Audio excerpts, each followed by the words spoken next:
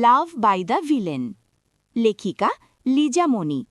পর্ব ১৯। খোলা সমুদ্রের অবিশ্বস্ত বিস্তৃতি নাজলির চোখের সামনে অদৃশ্য সীমারেখা অতিক্রম করে অগণন নীল তরঙ্গের খোঁচায় ভেঙে পড়ছে। সমুদ্রের বাতাস কাঁপিয়ে তোলে। লবণাক্ত ঘ্রাণ বাতাসের সাথে মিশে নাকের ওপর ঝাপসা হয়ে যায়। ঠোঁট স্পর্শ করে তেমনই তীব্রতার মধ্যে এক অজ্ঞাত শূন্যতার অনুপ্রবেশ। সামনে আরিশ বসে আছে, মুখমণ্ডল গম্ভীর।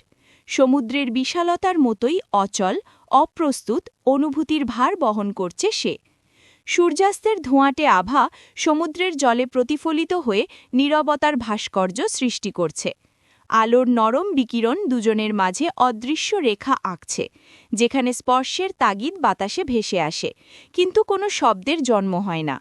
সাগরের ঢেউগুলো যেন মনে করিয়ে দিচ্ছে প্রতিটি ঢেউ একটি অতলান্তিক নীরব ক্রন্দন, যা হৃদয়ে গাঢ় অনিশ্চয়তা ভরে দেয়। নাজলির চুল বাতাসের সাথে খেলছে, কিন্তু তার চোখে অদৃশ্য ভাবের ভার। আরিশের চোখের অচল গভীরতা এই দুই ভিন্ন তরঙ্গের সঙ্গমে অজানা উত্তেজনা সৃষ্টি করছে। লালিমা ঘেরা আকাশের নিচে সমুদ্রের বিশালতা যেন কেবল আউটলাইন নয়, বরং তাদের মধ্যবর্তী অনুভূতির অঙ্গার। নীরবতা এতটাই ভর করে যে প্রতিটি শ্বাস যেন বিশাল সমুদ্রের ঢেউয়ের মতো ফেটে পড়ছে। হৃদয়কে চেপে ধরেছে, মস্তিষ্কে অচেনা অস্থিরতার সঞ্চার করছে। তাদের চারপাশে রিসর্টের অতি সূক্ষ্ম কাঠের চেয়ার, মৃদু বাতাসে দুলে ওঠা লাউন্ড ড্রেসের হালকা নরমতা সমুদ্রের নীলা ছায়ার সঙ্গে মিশে থাকে, কিন্তু সবই যেন ক্ষণস্থায়ী নীরবতার, বিশালতার এবং অদৃশ্য উত্তেজনার এক একত্রিত ঝঞ্ঝা। আরিশ নাজলির অবলোকনে স্থির দৃষ্টি নিয়ে স্বর ও অভিব্যক্তির মধ্যে গভীর গম্ভীরতার আভাস রেখে প্রস্ফুটিত করে বলে, এইভাবে ডেকে আনার কারণ কি, মিস নাজলি? নাজলি চোখের কোণে ক্ষণিকের চাতক চঞ্চল হাসি ফোটাতে ফোটাতে বিনয়ী স্বরকে স্বভাবসিদ্ধ ভঙ্গিতে মৃদু স্ফুটিত করে প্রতিউত্তর দিয়ে বলে, মাত্র ডেকেছি, জোর কখনো করিনি, বাট এমনভাবে এসেছেন যেন আমি আপনার গুরুত্বপূর্ণ কেউ। ক্রিমিনাল গ্রুপের লিডার মিস্টার আরিশ এইভাবে ছুটে আসার কারণ? আরিশের মনি স্বরে ক্রোধের অগ্নি জ্বলে ওঠে, কিন্তু তার নিকের মতো অযথা প্রকাশিত নয়, বরং সংযমের নিখুঁত নিয়ন্ত্রণে আবদ্ধ। রাগ তার অন্তরের গভীরে স্থির, অথচ প্রতিটি শব্দে সূক্ষ্ম কমলিকা হয়ে স্পন্দিত। অধরের কোণে অর্ধ হাসি ফুটিয়ে তো প্রতিস্বরে বলে, কারণটি আপনার অজানা নয়, মিস নাজলি। আপনি অ্যানির বোন, আর আপনার ডাকে সাড়া দেওয়ার একমাত্র এইটাই। নাজলি তীক্ষ্ণ দৃষ্টি বিনিময়ে আরিশের দিকে তাকিয়ে ব্যস্তপ্রাণ হাওয়ায় নিঃশ্বাস জটিলভাবে ফেলে স্বরগভীর ও ক্ষুরোধার করে বলে, বন্ধু অমানুষ, আর অপর বন্ধু ডাক দেওয়া মাত্রই চলে এসেছে। বিষয়টি হজম হচ্ছে না। নাজলির এ হেয়ালিপূর্ণ আবহ আরিশের কণ্ঠে বাঁকা হাসি ফোটায়। সংযমের মধ্যে ক্রোধ ও হাস্যরসের সূক্ষ্ম সমন্বয় রেখে তো প্রতিউত্তর দিয়ে বলে, আমাদের মস্তিষ্কে ঢুকার চেষ্টা করবেন না, মিস নাজলি। আমাদের প্রতিটি পদক্ষেপের নির্দিষ্ট কারণ আছে, তাই যা বলতে এসেছেন সেটাই বলুন। অতিরিক্ত চিন্তা করে নিজেকে অস্থির করছেন কেন? নাজলি দীর্ঘশ্বাস টেনে কয়েক সেকেন্ডের নিস্তব্ধতা ভেঙে অন্তর্নিহিত আবেগের ভারে অল্প অল্প ভেসে ওঠা স্বরে বলে, অ্যানাস্তাসিয়া অ্যানি, ইরানের অন্তরাল থেকে বেড়ে ওঠা সৌন্দর্যের নিখুঁত প্রতীক। সবসময় বাহ্যিক দুনিয়ার থেকে সুরক্ষিত রেখেছি, কারণ নজরে পড়তে দেইনি। হয়তো আমি তার রক্তের কোনো আত্মীয় নই, কিন্তু তার সঙ্গে আমার আত্মার গভীর সম্পর্ক। আরিশ আচমকা চোখ তুলে তাকায়, অবাক বিস্ময়ের সঙ্গে জিজ্ঞেস করেন, অ্যানি আপনার আপন বোন নয়? নাজলির কণ্ঠে সূক্ষ্ম উপেক্ষা মেশানো সুর, তাতে কি? উত্তর চেয়েছি আমি। নাজলি গম্ভীর শ্বাস টেনে নিজের আবেগ আর আত্মনিয়ন্ত্রণের ভারসাম্য রক্ষা করতে থাকে। তার আভ্যন্তরীণ আবেগের গভীরতার ভার বহন করে। স্থির দৃষ্টিতে আরিশের চোখে চোখ রাখেন, স্বরে গভীর স্থিরতা ও অমোঘ সত্যের ছাপ রেখে বলে, না, অ্যানি আমার রক্তের কেউ নয়, কিন্তু রক্ত দিয়ে সব সম্পর্ক তৈরি হয় না। আত্মার থেকে বড় সম্পর্ক আর কিছুই নেই। সর্বশেষ অ্যানি রক্তের কেউ না হলেও সে আমার জীবন, আমার বোন। নাবিদ নিঃশব্দ বিস্ময়ে চোখ ছোট ছোট করে আশেপাশে তাকালেন। নাজলির কথাগুলো এতদিনের অজ্ঞাত সত্যের প্রক্ষেপণ, যা তার কল্পনার অতীতকে নাকচ করে দেয়। এই তথ্য তাদের কেউ আগে জানত না। আরিশ নাজলির দিকে দৃঢ় দৃষ্টি স্থির রেখে কপালের ওপর গভীর ভাঁজ ফেলে বলেন, তাহলে অ্যানির আপনজন কেউ নেই? নাজলি অজানার ভাঁজে লুকিয়ে থাকার রহস্যময় সংযম রক্ষা করে ধীর স্বরে প্রতিউত্তর দেন, অজানা বিষয় এটি। আরিশ প্রতিটি অল্প ক্ষণিকের শব্দে অজানা ভাবনার ভেদ করে চোখ ছোট ছোট করে ঘূর্ণন করলেন, যেন নতুন প্রাপ্ত সত্যের গভীরতাকে হজম করার চেষ্টা চলছে। আরিশ চোখ ছোট ছোট করে ফেলে, কিন্তু আমি জানতে চাই, মূলত অ্যানির সঠিক পরিচয় কি? অ্যানি মোটেও ইরানের মেয়ে নয়।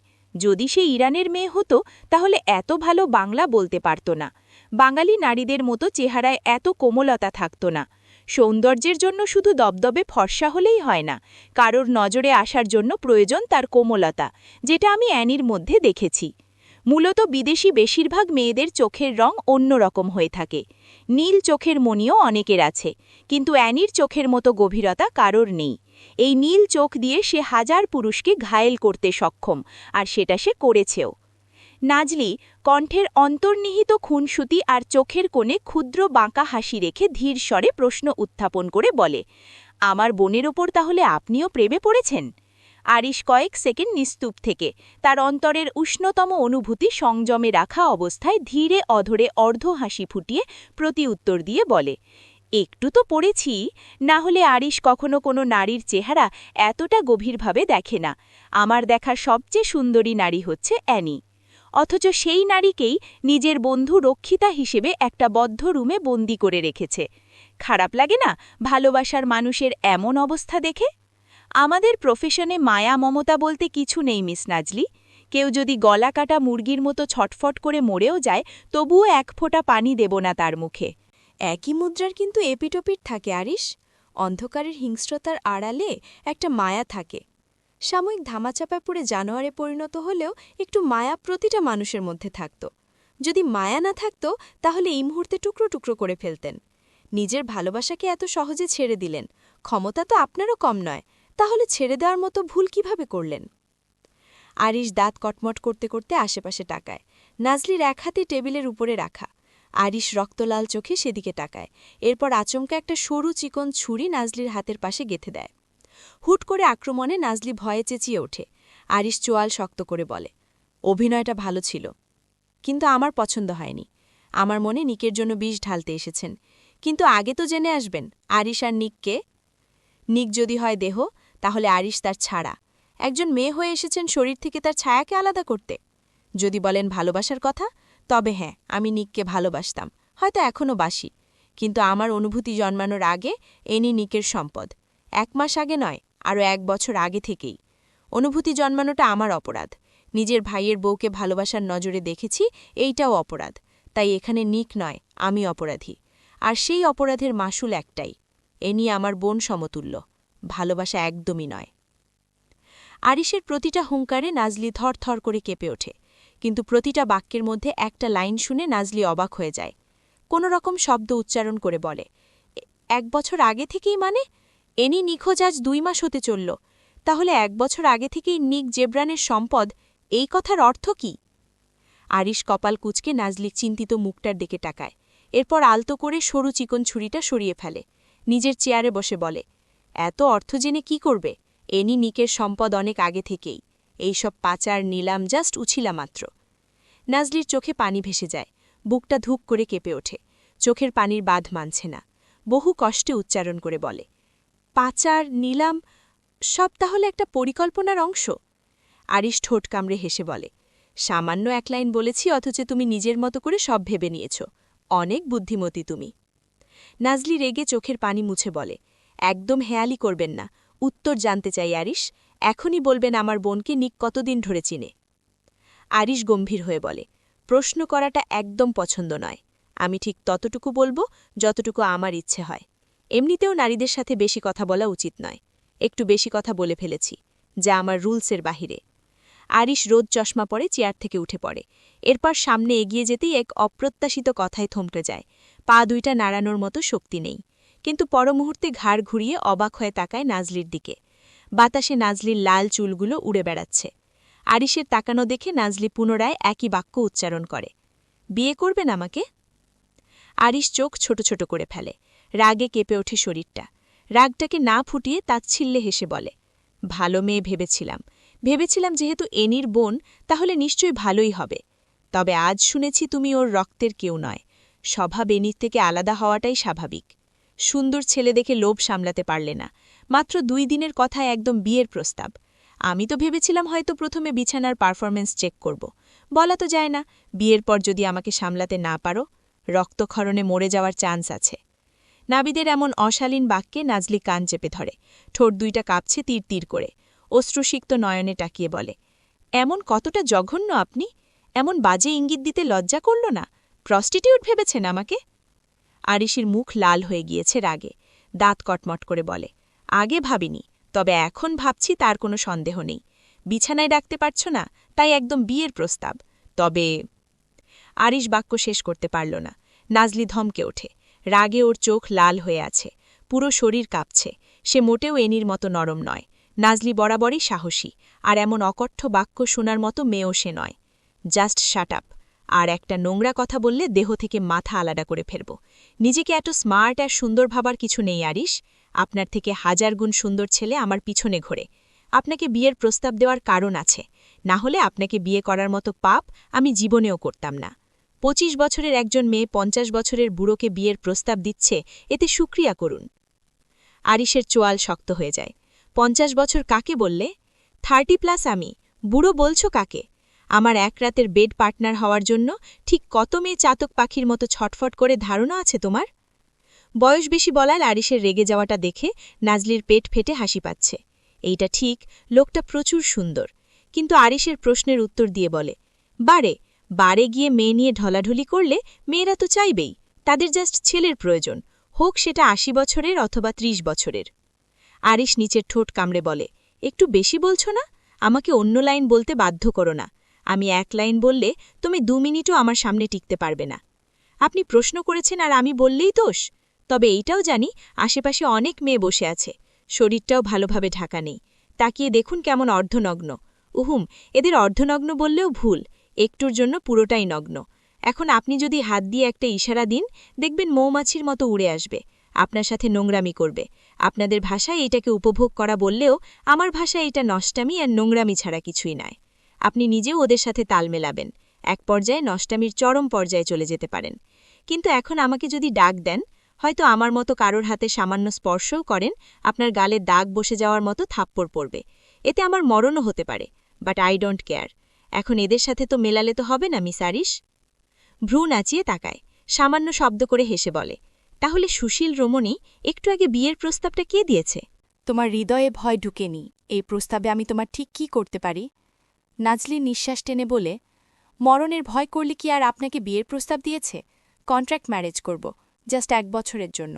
নামে বিয়ে, বাট কাজকর্মে অপরিচিত ব্যক্তি ছাড়া কিছুই নয়। আমার উদ্দেশ্য একটাই, আমি এনির সান্নিধ্যে যেতে চাই, ওর কাছাকাছি থাকতে চাই। প্লিজ আরিশ, একটু সাহায্য করুন। নাজলির বোকা বোকা কথায় আরিশ ভ্রু কুচকে ফেলে। মূলত সে রাখতে ভুলে গিয়েছে। সে যথেষ্ট বুদ্ধিমতী মনে করেছিল মেয়েটাকে, কিন্তু আবারও ভুল প্রমাণিত হল। মেয়েজাত কখনো বুদ্ধিমতী হয় না, তাদের মস্তিষ্কে সবসময় কুচিন্তা থাকে। আরিশ না রেগে টানাটান হয়ে দাঁড়ায়, আমাকে কোনোভাবে নিজের গার্ডিয়ান ভেবে নিয়েছন। তুমি একটা আবদার করবে, আর তোমার কান্নাকাটি দেখে আমি হুড়হুড় করে চলে যাব সেই আবদার পূরণ করতে? নাজলি নাক মুছে বলে, আবদার নয়, মিনতি করছে আপনার কাছে আরিশ। আমি জানি এনির উপর হওয়া টর্চারে আপনি নিজেও ব্যথিত। প্লিজ সহায় হন আমার। আমি জানি আপনি নিকের জন্য নিজের জীবনও উৎসর্গ করে দিতে পারেন, কিন্তু ট্রাস্ট করুন, আমি কিছু করব না। আমি জাস্ট আমার বোনকে দেখতে চাই। এরপর বৈধতা নিয়ে আমি আপনার বাড়িতে যাব, আমার বোনটার সাথে দেখা করব। এরপর আমার বোনকে নিয়ে পালিয়ে যাব। দুধ খাইয়ে কালসাপ ঘরে তোলার প্রস্তাব কিভাবে দিচ্ছ? ভাবতেই রাগের বদলে হাসি পাচ্ছে। নাজলি ঠুট ভিজিয়ে একদম আরিশের সম্মুখে দাঁড়ায়। একদম ভুল ভাবছেন আরিশ, এনি আর নিকের বিয়ে হয়ে গিয়েছে। তাছাড়া পালিয়ে যাব কোথায়? এনি নিকের বৈধ স্ত্রী, চাইলেও পালিয়ে বাঁচতে পারব না। বৈধতা আর ক্ষমতা দিয়ে ঠিক খুঁজে নিবে, সেটা আমার অজানা নয়। তাই এমন বোকামো আমি কোনোদিনও করব না। আমি আপনাকে নামমাত্র বিয়ে করে এনির কাছে যাব। আপনি জানেন আরিশ, আমাকে ছাড়াও ঘুমাতে পারে না। মাথায় হাত বুলিয়ে দিতে হয়, আর খাবার খাওয়ার সময় একা কখনো খেতে পারে না, সাথে একজন ঠিক থাকতে হয়। এখনও ভালোভাবে নিজের যত্ন নিতে পারে না। বয়সটাই কত বলুন, 18 হয়েছে মাত্র। 18 বছর জীবন থেকেই সংগ্রাম করে আসছে। ওর ইতিহাস শুনলেই হিংস্র ব্যক্তিদেরও আত্মা কেঁপে উঠবে। আমি জাস্ট ওর কাছাকাছি থাকতে চাই। আরিশ নাজলির কথায় প্রায় গলে যাচ্ছে। হিংস্র মনটা সাহায্যের জন্য হাত বাড়িয়ে দিতে চাইছে। এনির কষ্ট সে নিজেও সহ্য করতে পারে না। বোনকে পেলে হয়তো বাচ্চা মেয়েটার কষ্ট একটু কম হবে, কিন্তু নিক, এনির রুমে তো কাউকে অ্যালাউ করে না, একমাত্র চিত্রা আর সে নিজেকে ছাড়া। আরিশ ঠান্ডা গলায় বলে, নিক তোমাকে এনির রুমে ঢুকতে দেবে না। সেটাও আমি ম্যানেজ করে নিব। ধীরে ধীরে নিক জেভরানের মন জুগিয়ে নিব, একসময় ঠিক ঢুকতে দেবে। আরিশ শব্দ করে হেসে উঠে নিচের ঠোঁট কামড়ে বলে, খুব সরল তুমি নাজলি। আমি হয়তো একটু হলেও ছাড় দেয়, কারোর আকুতি একটু মায়া কাজ করে, তবে জীবনে কোনোদিন এই মায়াটার সম্মুখীন হয়নি। তবে নিককে চিনো না তুমি নাজলি? ওর অতীত ভবিষ্যৎ বর্তমান নিয়ে তিল পরিমাণ ধারণা নেই তোমার। ধারণা থাকলে এমন বোকার মতো কথা বলতে না। নাজলি ফুস করে শ্বাস টেনে বলে, জানি আমি, শুধু আমি নয়, পুরো দেশ জানে। উনার অতীত না জানলেও বর্তমান অনেকটা জানি। মানুষরূপী জানোয়ার দেখতে চাইলে নিক জেভরান তার উদাহরণ। নরপশুর মতো লোকদের খুন করে, এক একটা খুনের স্টাইল এতটাই বিকৃত যে নর্মাল লোকে দেখলে হার্ট অ্যাট্যাক করবে। যার ভেতরে দয়া মায়া নেই, কারোর কান্না মন গলাতে পারে না, হার্টলেস নরপশু উনি। অতিরিক্ত রেগে গেলে নিয়ন্ত্রণ হারিয়ে লোকের তাজা রক্ত গিলে ফেলতেও পিছু হন না। উনার সাথে কথা বলা মানে বিশ্বযুদ্ধ করা। আপনি নিজেও কোনো দিক দিয়ে কম নন। আরিশ চোখ ছোট ছোট করে বলে, আমার সামনে দাঁড়িয়ে আমাদের নামেই এত সুনাম? বাস্তবতা শুনতে কষ্ট লাগে? উহুম, ভেতরে একটা পৈশাচিক আনন্দ পাওয়া যায়। এমন কুৎসিত লোককে বিয়ে করে এক রুমে থাকতে ভয় করবে না? নাজলি সামান্য হেসে বলে, সত্যি বলবো, বর্তমানে আপনার সামনে দাঁড়িয়ে এত কথা বলার সুবাদে আমার শরীর কাঁপছে। এখন এক বাড়িতে থাকাটা আমার জন্য আরও কষ্টসাধ্য, তবে মানিয়ে নিব সবকিছু। আমার একটাই চাওয়া, আমার বোনের সান্নিধ্য, আর সেটা আপনাকে বিয়ে করলেই সম্ভব। জাস্ট 1 বছর আপনার বাড়িতে থাকব। এর ভেতরে আমি নিক জেভরানের নজরে আসব। সময় শেষ হলে আপনাকে ডিভোর্স দিয়ে দিব। এই 1 বছরে অনেক কিছু বদলাবে। একবার যদি আমি নিকের চোখে ভালো হতে পারি, তখন এনির সাথে দেখা করতে নিক নিজেও আটকাবে না। এরপর আমি আমার বোনের কাছে যাওয়ার জন্য আপনার বউ সাজার কোনো প্রয়োজন নেই। কন্ট্রাক্ট ম্যারেজের 1 বছর পূরণ হলে আপনি আপনার পথে আর আমি আমার পথে। আরিশ ঠোঁট চেপে তাকিয়ে আছে নাজলির দিকে। নাজলি ব্যাগ থেকে একটা কাগজ বের করে বলে, এখানে একটা সাইন করে দিন। কিসের পেপার এইটা? নাজলি কলম এগিয়ে দিয়ে বলে, কন্ট্রাক্ট পেপার। আরিশ হতভম্ব হয়ে যায়। এই মেয়ে তাহলে সবকিছু রেডি করেই এসেছে। আরিশ গম্ভীর হয়ে বলে, সবকিছুর ব্যবস্থা করেই এসেছ। সময় অপচয় করতে চাইছি না। আমার লাভটা কি তোমাকে সাহায্য করে? আপনাকে টাকা দিয়ে কেনার ক্ষমতা আমাদের কোনো কালেই হবে না। আপনার দিক দিয়ে একটাই লাভ, আপনি কিছুক্ষণ আগে বলেছেন এনিকে নিজের বোন মনে করেন। এখন বোনকে খুশি দেখাটা কি একজন ভাইয়ের কর্তব্যের মধ্যে পড়ে? আমাকে পেলে এনির ঠিক কতটা খুশি হবে সেটা আপনাদের ধারণারও বাহিরে। আরিশ নিজের ঠোঁট কামড়ে রাখে। এনিকে তার বোন হিসাবে ভাবতেই বুকের মধ্যে চিনচিন ব্যথা অনুভব হচ্ছে। জীবনে প্রথম কোনো মারিকে ভালোবেসেছিল, সেই মারিকেই এখন বোন ভাবতে হচ্ছে। শালার জিন্দেগি। আরিশ কন্ট্রাক্ট পেপারটায় নজর দিয়ে বলে, তোমাকে সাহায্য করার একটাই কারণ এনির মুখে যাতে হাসি ফুটে ওঠে। বর্তমানে এনি যে ট্রমার মধ্যে আছে, এতে একসময় নিজের মানসিক ভারসাম্য হারিয়ে ফেলতে পারে। বদ্ধরুমে বন্দিসাদা থাকাটা ঠিক কতটা কষ্টকর সেটা আমার থেকে ভালো কেউ জানে না। তবে যাই হোক, এই বদ্ধরুম নিক জেভরানের রুম। এখানে সুখে থাকার কোনো প্রশ্নেই আসে না। আমাদের জীবনে সুখ বলতে কিছু নেই, দুঃখ বলতেও কিছু নেই। তোমাকে এনির কাছে যাওয়ার জন্য সাহায্য করছি, যাতে এনি মানসিক ভারসাম্য হারিয়ে না ফেলে। কিন্তু মনে রেখো, তুমি যদি কোনো প্রকার চালাকি বা ছলনা করার চেষ্টা করো, তাহলে নিক গলা চেপে ধরার আগে আমি নিজেই তোমার গর্দান নিব। এমন অবস্থা করব যে লাশটাও কেউ খুঁজে পাবে না। কুকুরের আহার হবে তুমি। নাজলির ভেতরটা কেঁপে ওঠে। ভয়ে শুকনো ঢোক গিলে কৃত্রিম হাসি দিয়ে বলে, মঞ্জুর করলাম এ দাবি। আরিশ গম্ভীর হয়ে পেপারে সাইন করে দেয়। নাজলি মুচকি হেসে নিজেও সাইন করে ফেলে। হয়ে যায় নিজেদের 1 বছরের চুক্তিবদ্ধ বিয়ে। আরিশ বড় বড় পা ফেলে সামনে এগিয়ে যায়। নাজলি আরিশের দেওয়া সাইনের দিকে তাকিয়ে রহস্যময় হাসি দিয়ে নাবিদের নম্বরে মেসেজ দিয়ে বলে, যেতে গিয়েছি আমি নাবিদ। কল্পনাও করিনি এত দ্রুত কাজ হয়ে যাবে, সামান্য কিছু ইমোশনাল কথায়। লোকটা এখনও অ্যানিকে ভালোবাসে, বন্ধুত্ব সম্মানে অনুভূতি চাপিয়ে রেখেছে। তবে যাই হোক, বিয়ে হয়ে গিয়েছে। এখন পরবর্তী প্ল্যান অনুসারে লোকটাকে নিজের ভালোবাসার ফাঁদে ফেলতে হবে। আশা করি চিত্রা মাসে এতক্ষণে অ্যানিকে চিঠিটা দিয়েছে, তোমার সাথে আমার রাতে দেখা হচ্ছে। এখন ক্রিমিনাল স্বামীর বাড়িতে যেতে হবে। টর্চার সেলের কালো অন্ধকারে বাতাস যেন শ্বাস নিতে অনিচ্ছুক। দেয়ালের প্রতিটি ইট জুড়ে জমাট রক্তের দাগ। শুকনো রক্তের সাথে পচা ঘামের গন্ধে পরিবেশ অসহনীয়। মেঝেতে লোহার শিকল পড়ে আছে, যার প্রতিটি কড়ি কড়ি শব্দ মৃত্যুর রণসঙ্গীতের মতো প্রতিধ্বনিত হয়। শিকলে বাঁধা দুজন মানুষের দেহ ধীরে ধীরে ক্ষতবিক্ষত ছায়ার মতো নুয়ে পড়েছে। চোখে অসহায় আতঙ্ক, ঠোঁট শুকিয়ে গেছে। গলদেশের নিঃশ্বাসের শব্দ ভাঙা বাঁশির মতো কেঁপে কেঁপে বাজছে। তাদের শরীর হয়ে উঠেছে রক্তাক্ত যন্ত্রণার দলিল। চোখ দুইটা নেই, প্রতিটি ক্ষত যেন চিৎকার করে বলে মানবজীবন কত সহজে ভগ্ন হয়। সেলের মাঝ বরাবর দাঁড়িয়ে আছে গ্যাংস্টার বস, চোখে হায়নার ক্ষুধার্ত আগুন, ঠোঁটে বিকৃত ব্যঙ্গ, মুখে একরাশ দানবীয় স্থিরতা। তার দৃষ্টির নির্মম ঝলক যেন মানুষের মাংস ভেদ করতে পারে। সে নড়লেই বাতাস ভারী হয়ে ওঠে। শ্বাসরুদ্ধ পরিবেশে মৃত্যু যেন আরও কাছে সরে আসে। তার চারপাশে নিঃশব্দ প্রহরীর মতো দাঁড়িয়ে আছে অধিরাজ ও আরিশ। তাদের চোখে কোনো আলো নেই, মুখে কোনো শব্দ নেই, কেবল নিস্তব্ধতার ভৌতিক প্রতীক। চারপাশের আলো আঁধারের খেলা তাদের মুখের রেখায় এক অদ্ভুত ছায়া এঁকে দিয়েছে। পুরো পরিবেশ শিরদাঁড়ায় হিমেল স্রোত নামিয়ে আনে। প্রতিটি মুহূর্তে মনে হয় এই সেলের রক্ত প্রবাহিত হবে, হাড় ভাঙবে, চিৎকার প্রতিধ্বনিতে দেয়াল কেঁপে উঠবে। নিক বাতে কটমট শব্দ করে পোষা কুকুর শ্যাডোর দিকে তাকায়। মালিকের চোখের ইশারা বুঝতে পেরেই যখন অন্ধকার থেকে কুকুরটা বেরিয়ে আসে, মনে হয় যেন নরকের দরজা খুলে গেছে। তার চোখ দুটো জলজলে অগ্নিশিখার মতো, অন্ধকার ভেদ করে ভয় ছড়ায়। দাঁতের ফাঁকে লালা ঝরছে, প্রতিটি শ্বাসে শোনা যায় হিংস্র গর্জন। মৃত্যু নিজেই শিকার খুঁজছে। শরীরটা বিশাল, পেশি টান টান, কালো লোমে আলো পড়লেই ধাতব ঝলক দেয়। তার থাবার শব্দ কংক্রিটের মেঝেতে এমনভাবে প্রতিধ্বনিত হয় যেন প্রতিটি পদক্ষেপ মৃত্যুর আগমনী বার্তা। কুকুরটার ঘাড়ে ভারী লোহার চেন ঝুলছে, কিন্তু তার টান এত শক্তিশালী যে মনে হয় মুহূর্তেই শিকল ছিঁড়ে রক্তের খোঁজে ঝাঁপিয়ে পড়বে। গ্যাংস্টার বস নিজের পেশিবহুল ড্র্যাগন ট্যাটুর হাত দিয়ে ইশারা করে। শ্যাডোর ঠোঁট কেঁপে ওঠে বিকট দাঁতের গর্জনে। শিকারী পশুর মতো দৃষ্টি গিয়ে পড়ে শিকলবন্দি দুইজন রক্তাক্ত মানুষের ওপর। লোক দুইটা শ্যাডোর গর্জন শুনে কণ্ঠ থেকে অজান্তেই বেরিয়ে আসে আতঙ্কের শ্বাসরুদ্ধ কণ্ঠস্বর। কুকুরটা দাঁত বের করে গর্জন তোলে, যেন সে শুধু বসের ইশারার অপেক্ষায়। তারপর ছিঁড়ে ফেলবে মাংস, চূর্ণ করবে হাড়, আর রক্তের গন্ধে সেল ভরে উঠবে। নিক নিজের কুকুরের ভাষা বুঝল। হিংস্র দানবের মতো হেসে বলে, দুইজন জীবিত মানুষ রেখেছি, আর যত ইচ্ছে খাও, বাধা নেই তোমার, শুধু রক্তগুলো রেখে দিও একজনের জন্য। শ্যাডো নিকের ইশারা পাওয়া মাত্রই এক লাফে দুইজন দেহের ওপর। অন্ধকারে হঠাৎ যেন নরকদ্বারের বারজা খুলে যায়। মুহূর্তেই মাফিয়া বসের কুকুরটি বজ্রবেগে ঝাঁপিয়ে পড়ে দুজন দেহের ওপর। শ্বাসরুদ্ধকর গর্জন ছিঁড়ে ফেলে রাতের নীরবতা।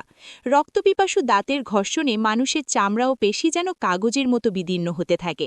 ছিঁড়ে নেওয়া মাংসের টুকরো দাঁতের ফাঁকে ফাঁকে ঝরতে থাকে লাল রক্তে, ভিজে, আর কুকুরের চোখে জ্বলতে থাকে এক অমানবিক উন্মত্ততার দীপ্তি। দুইজন মানুষের কণ্ঠ থেকে নিঃসৃত হয় ভাঙা গলার আর্তচিৎকার। একটি সুর যেন হাহাকার হয়ে আঘাত হানে বাতাসের বুকে। তাদের হাত পা ছটপট করে, শিরা উপশিরার সব শক্তি নিঃশেষ হয়ে যায়। কিন্তু কুকুরটির দাঁতের করাল থাবার সামনে সেই প্রতিরোধ তুচ্ছ।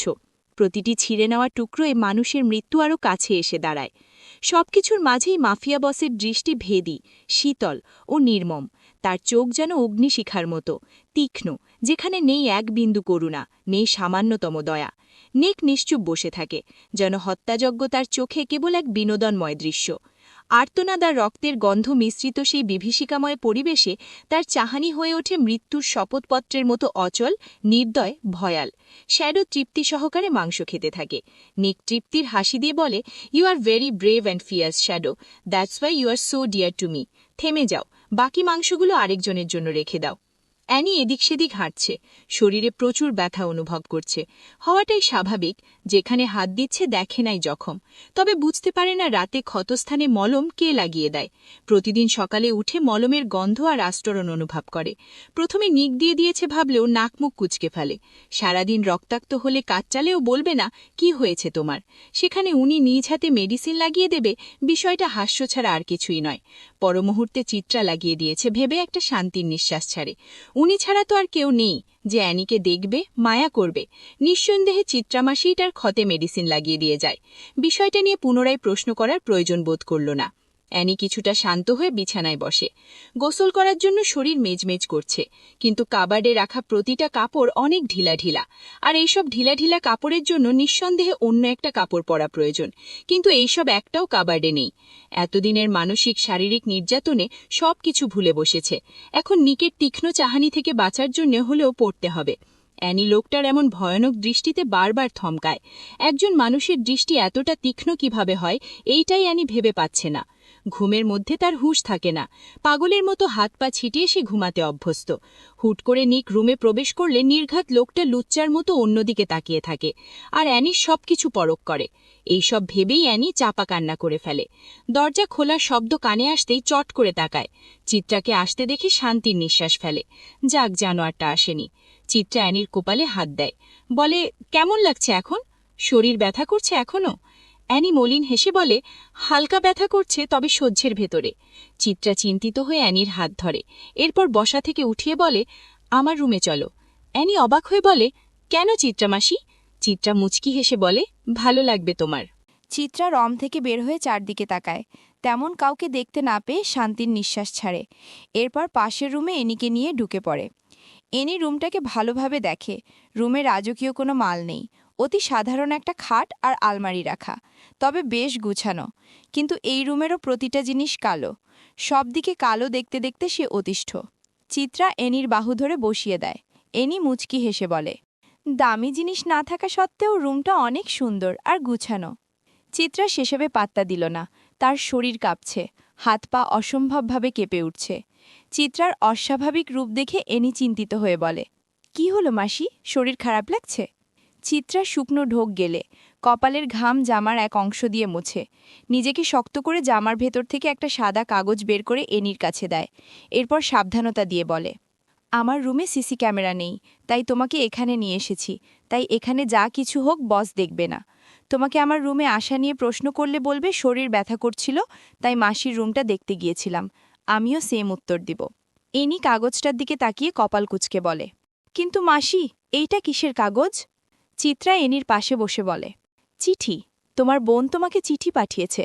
নাবিদ নামক একটা ছেলে আজ বিকেলে আমার কাছে দিয়েছে তোমাকে দেওয়ার জন্য। আমি এখনো খুলে দেখিনি। যেভাবে ছিল ঠিক সেভাবেই নিয়ে এসেছি। এনি অবাক হয়ে কাগজটার দিকে তাকিয়ে আছে। খুশিতে চোখ দিয়ে পানি পড়তে থাকে। ঠোঁট কামড়ে কান্না আটকিয়ে বলে, নাবিদ ভাইয়া দিয়েছে?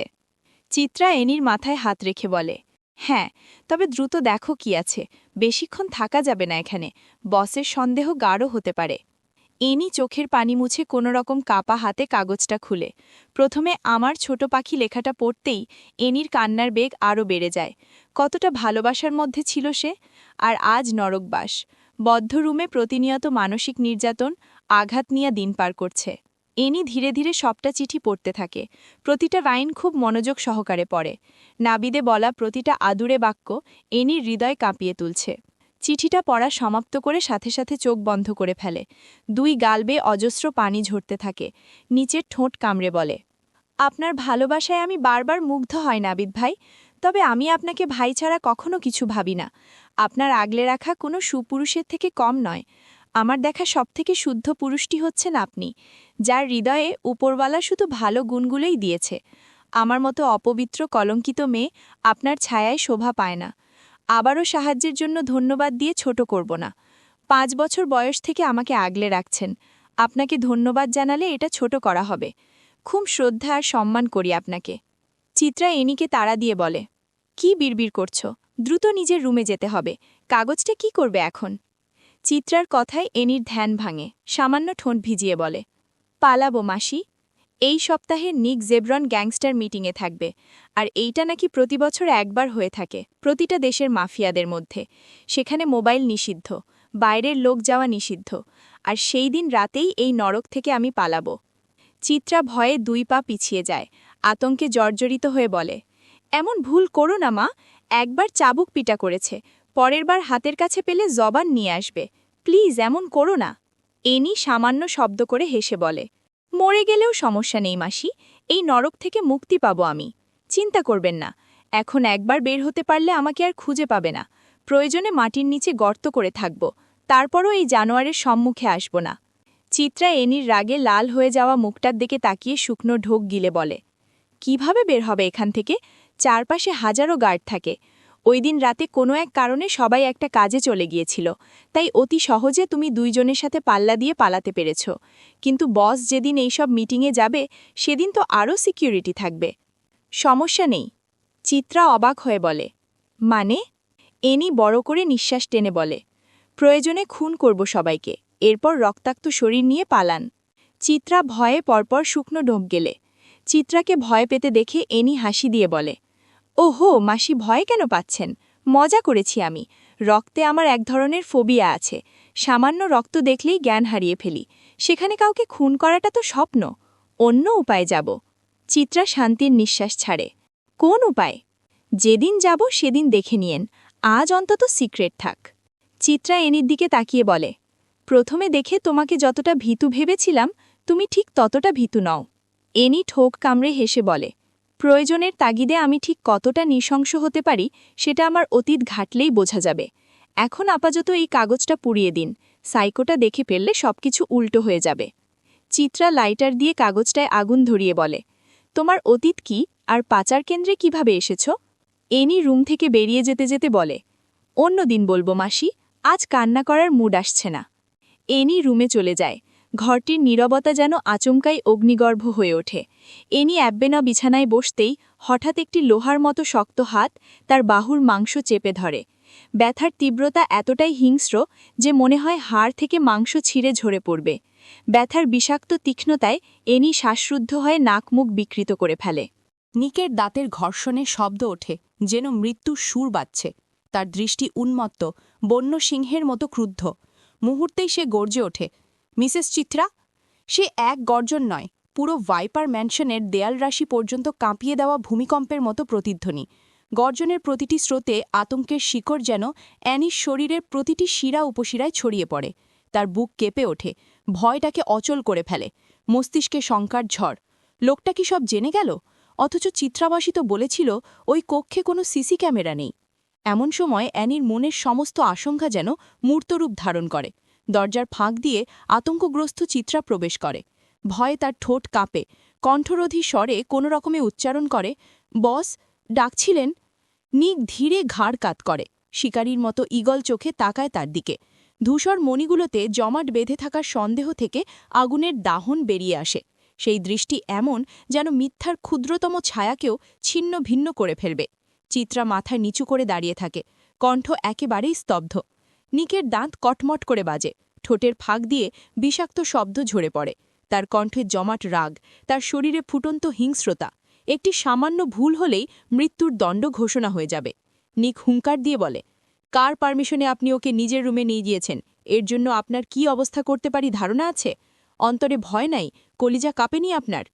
নিকের এমন ব্যবহারে ভয় রেখে অ্যানি প্রচুর অবাক হয়। মা সমতুল্য মহিলার সাথে কেমন অভদ্র ব্যবহার করছে।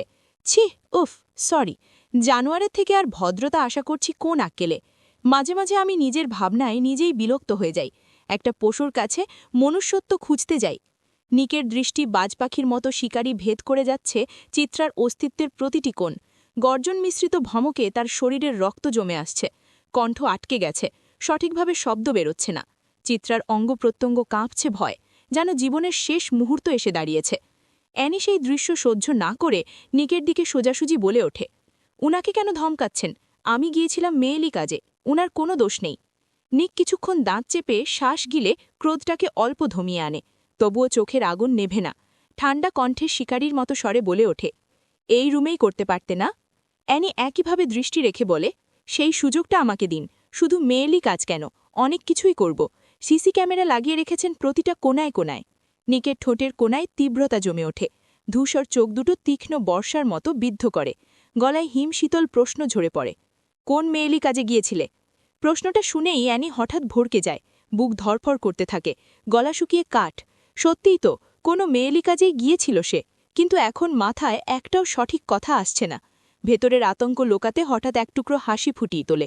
গলা সামান্য কেশে সাহস করে বলে ওঠে, আগে চিত্রামাসিকে যেতে বলুন। স্বামী স্ত্রীর কথার মাঝে তৃতীয় ব্যক্তির থাকার শোভা পায় না। নিকের কপালে ভাঁজ পড়ে যায়। অ্যানির মুখে স্বামী স্ত্রী সম্বোধন শুনতেই দাঁত কটমট করে ওঠে, ভিতরটা অস্থির হয়ে ওঠে। পাগল ছন্নছাড়ার মতো নিক এদিক সেদিক তাকায়। জানা নেই এই শব্দে কি এমন আছে যেটা শুনলে সে অস্থির হয়ে ওঠে। যে শরীরে কোনো মায়া নেই, হার্ট নেই, সেই হৃদয়টা অজানা এক অনুভূতিতে কেঁপে ওঠে। গভীর নিঃশ্বাস টেনে নিক হুকুমের সুরে বলে, দরজাটা ভালোভাবে লাগিয়ে দিয়ে যান। চিত্রার বুক থেকে যেন ভার নেমে যায়। সে তো বহুক্ষণ ধরেই এই মুক্তির অপেক্ষাতেই ছিল। দ্রুত দরজা বন্ধ করে প্রাণ বাঁচানোর তাগিদে ছুটে যায়। দরজা লাগার শব্দ কানে আসতেই অ্যানির ভেতর ভয় তীব্র হয়ে ওঠে। সে হঠাৎ শিউরে ওঠে। একদম একা এক জানোয়ারের সঙ্গে একই ঘরে আছে। ভাবতেই ঘৃণায় শরীরে কাঁটা দিয়ে ওঠে। নিক কোনো ভূমিকা না করে অ্যানির বাহু ছেড়ে দেয়, কিন্তু তার জায়গায় আঁচড়ে ধরে অ্যানির কোমর। আঙুলগুলো লোহার থাবার মতো, নখ শিকারির শলাকার মতো নরম মাংসে গেঁথে যায়। মুহূর্তেই ত্বক বিদীর্ণ হয়ে লাল তরল রক্ত গড়িয়ে পড়ে। তার আকার বিশাল, গায়ের প্রতিটি পেশি উন্মাদ শক্তিতে থরথর করছে, যেন খাঁচা ভেঙে বের হওয়া সিংহ হিংস্র খামচে শিকারকে বিদীর্ণ করছে। ব্যথায় অ্যানি চোখ শক্ত করে বন্ধ করে ফেলে। ঠোঁট কাঁপতে কাঁপতে নিরুপায় স্বরে বলে ওঠে, লাগছে খুব, ছাড়ুন আমাকে। নিক অ্যানিকে নিজের সাথে মিশিয়ে নেয়। এরপর অ্যাচমকা দেয়ালের সাথে ছোট শরীরটা ধাক্কা লাগায়। হঠাৎ আক্রমণে অ্যানি হতভম্ব হয়ে যায়। নরম ব্যথাতুর শরীরটা দেয়ালের সাথে ধাক্কা খাওয়াতে যেন হাড়গুলো ভেঙে আসতে চাইছে। অ্যানি তাকানো পূর্বেই নিক এক ঝটকায় অ্যানিকে দেয়ালের সাথে পিছন দিকে চেপে ধরে। অ্যানির মুখ গিয়ে ঠেকেছে দেয়ালের মধ্যে, আর পিঠ গিয়ে ঠেকেছে নিকের শক্ত চওড়া বক্ষে। নিক চোয়াল শক্ত করে অ্যানির মাথার পিছনে চেপে ধরে কিরমিরিয়ে বলে, প্রতিটা লাইন সত্যি বলবে, একটা মিথ্যে বললে জ্যান্ত পুঁতে দিয়ে আসব। কেন গিয়েছিলে ওই রুমে? অ্যানি কথা বলতে পারছে না। এইভাবে চেপে ধরাতে মনে হচ্ছে জীবন বেরিয়ে আসবে। কোনো রকম আওয়াজ তুলে বলে, কষ্ট হচ্ছে খুব, ছাড়ুন। নিক কটমট করে বলে, কষ্ট দেখতে আমার ভালো লাগে, পৈশাচিক তৃপ্তি আসে। জানোয়ার আপনি, লোকের কান্না দেখে আনন্দে মেতে ওঠেন। জানোয়ারের থেকেও খারাপ আমি। এখন সোজাসাপটা বলবে, নয়তো দেয়ালের সাথে আঘাত করাতে করাতে মাথা ফাটিয়ে ফেলব। এইভাবে চেপে রাখলে বলবো কিভাবে? কষ্ট হচ্ছে অনেক। মারলে একেবারে মেরো ফেলুন, আর নয়তো স্বাভাবিকভাবে দাঁড়াতে দিন। অ্যানির কথা শেষ হতেই নিক এক ঝটকায় নিজের দিকে ঘুরিয়ে দেয়। এরপর কোমরে চেপে ধরে নিজের কাছে নিয়ে আসে। তবে এখন স্পর্শ অ্যানির সহ্যের ভেতরে ছিল। অ্যানি ঠোঁট ভিজিয়ে বলে, আপনি ভালোভাবে কথা বলতে পারেন না আমার সাথে? সবসময় এইভাবে হিংস্রভাবে চেপে ধরেন কেন? আমার শরীরের হাড্ডি এমনিতেও নরম, কবে জানি আপনার অত্যাচারে সব ভেঙে যায়। ভেঙে গেলে ভেঙে যাবে, এমন নরম শরীর রাখার প্রয়োজন নেই। শরীরটা আর নরম নেই। ২৪ ঘন্টার ভিতরে ৫০ বার শরীরের ওপর দিয়ে যে ভূমিকম্প যায়, মনে হয় না হাড্ডি আর নরম আছে। আপনার হাড্ডির মতো শক্ত না হলেও মোটামুটি হয়ে গেছে। আরও হবে। আমাকে এত অত্যাচার করতে আপনার মায়া লাগে না?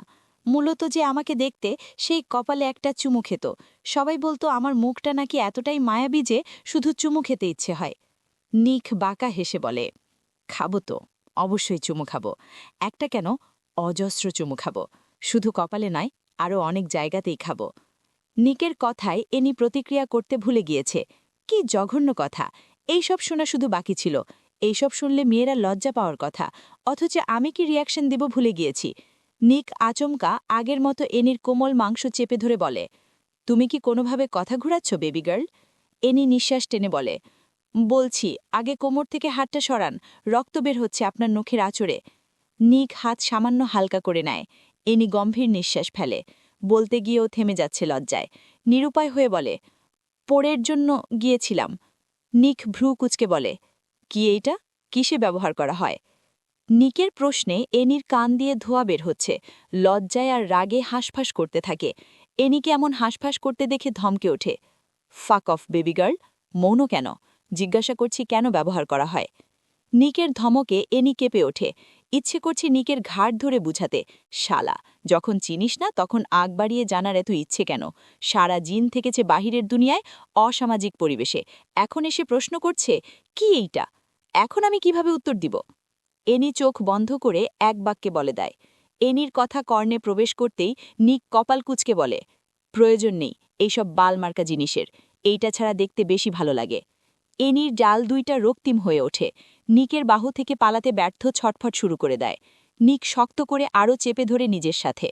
এনি তপ্ত শ্বাস ফেলে বলে, আপনি হার্টলেস হওয়ার সাথে সাথে নির্লজ্জ আর ঠোঁটকাটাও বটে। নিক এনির কোমর সামান্য স্লাইড করে ছেড়ে দেয়। এনি যেন হাফ ছেড়ে বাঁচে। নিক ব্লেজার খুলে বলে, নির্লজ্জ তো আমি বটেই বেবি গার্ল, সময়ের সাথে আরও অনেক কিছু সাক্ষাৎ হবে। এনি মনে মনে তাচ্ছিল্য হাসে। সেই সময়টাই আর আসবে না গ্যাংস্টার বস নিক জেভরান। জাস্ট আর কয়েকটা দিন। আশার আলো পেয়েছি আজ আমি। এনি কোমর থেকে টিস্যু দিয়ে রক্ত মুছে বলে, 40 বছরের বুড়োদের এত নির্লজ্জ হলে লোকে হাসবে গ্যাংস্টার বস। বুড়ো শব্দটা যেন নিকের কর্ণে আগুন ধরিয়ে দিয়েছে। শার্টের 2টা বোতাম খুলে রাখা, উন্মুক্ত বক্ষে ড্রাগন ট্যাটুগুলো কেমন হিংস্র হয়ে বেরিয়ে আসতে চাইছে।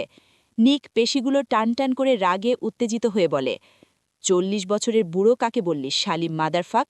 31 আমি। পুনরায় বুড়ো বললে গলা চেপে ধরব। এনি সামান্য বাঁকা হেসে বলে, এত পবিত্র গালি, আই লাইক ইট। বাংলার সাথে ইংরেজির মিশ্রণ। 31 আর 40 সেম টু সেম, জাস্ট একটু ডিফারেন্ট। এত রিয়্যাক্ট করার কিছু নেই। নিক কোনো মতে রাগ সামলিয়ে বলে, জাস্ট স্যাট আপ। একটা ইশারা দিলে 1000টা মেয়ে এসে আছড়ে পড়বে আমার ওপর, আর সেখানে বুড়ো বলার স্পর্ধা কিভাবে দেখাও তুমি? নিকের কথায় ঘৃণায় ঘিন ঘিন করে ওঠে শরীর। সামান্য হাসি দিয়ে মৌনতা নিয়ে বলে, এতগুলো মেয়ে সামলান কিভাবে? সাবধানে থাকবেন নিক জেফরান। মেশিনে জং ধরে যাওয়ার চান্স আছে। নিজের বউটার জন্য কিছু বাঁচিয়ে রাখুন। বেচারিকে কেন নিজের অধিকার থেকে বঞ্চিত করছেন? নিক ঠোঁট কামড়ে তাকায় এনের দিকে। নিক জেভরানের জিনিস এতটা নড়বড়ে নয়। নিজেই সবকিছু চেক করে দেখতে পারো বেবি গার্ল। সেই বৈধটা তোমার কাছে আছে। এতে আমার অসমাপ্ত কাজটাও হয়ে যাবে। একদম বঞ্চিত করব না তোমাকে। এনি চট করে তাকায় নিকের দিকে। চোখে চোখে মিলন ঘটে। এনির চোখে তাকাতেই নিক আবারও উন্মাদ হয়ে ওঠে। নিঃশ্বাস ঘন ঘন নিয়ে ধমক দিয়ে বলে, চোখ নামাও, দৃষ্টি ফেরাও নিজের। কেন? নিক নিঃশ্বাস টেনে বলে, এই দৃষ্টি আমার ধ্বংসের মূল মন্ত্র। এই চেহারা আমার হৃদয় কাঁপিয়ে তোলে। দ্বিতীয়বার আমার চোখে চোখ রাখবে না। চলবে? এনি পালিয়ে গেলে এইবার সবাইকে দামি মিষ্টি খাওয়াবো।